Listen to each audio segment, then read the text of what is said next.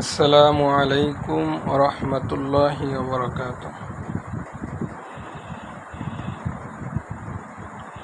আমার শ্রদ্ধেয় সকল সদস্যবিন্দু, আমরা আজকে যারা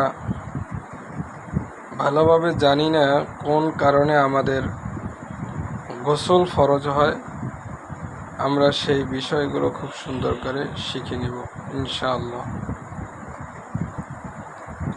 আমাদের প্রথম গোসল ফরজ হওয়ার কারণ হলো, আমরা যারা বিবাহিত আছি, স্ত্রী সহবাস করলে আমাদের গোসল ফরজ হয়। দ্বিতীয় নম্বর কারণ হলো,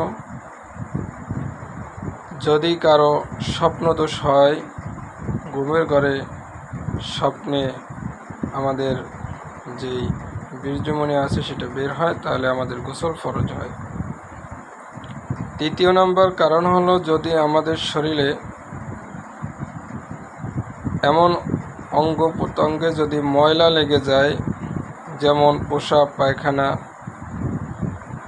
এরপরে বিভিন্ন দুর্গন্ধযুক্ত যদি কোনো ময়লা লেগে, যেগুলো ধোয়ার পরেও এটা পাক হয় না, ধোয়ার পরেও শেষ হয় না, আমরা তাহলে গোসল করে নিব।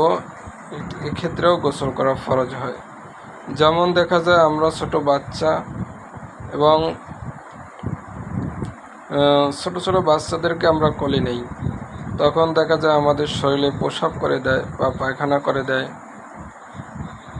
অথবা আমরা প্রচণ্ড অসুস্থ হওয়ার কারণে অনেকের শরীরে দেখা যায় প্রস্রাব লেগে যায়, অথবা আমরা পায়খানা করি যেটা আমাদের শরীরে লেগে যেতে পারে, বা বিভিন্ন অসুস্থতার কারণে শরীরে প্রস্রাব পায়খানা লাগতে পারে।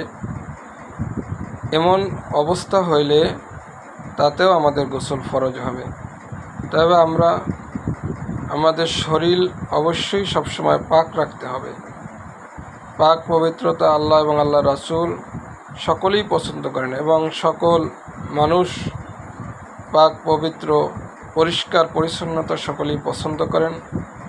তাই আমরা সকলে পাক পবিত্র সুন্দর জীবনযাপন করব।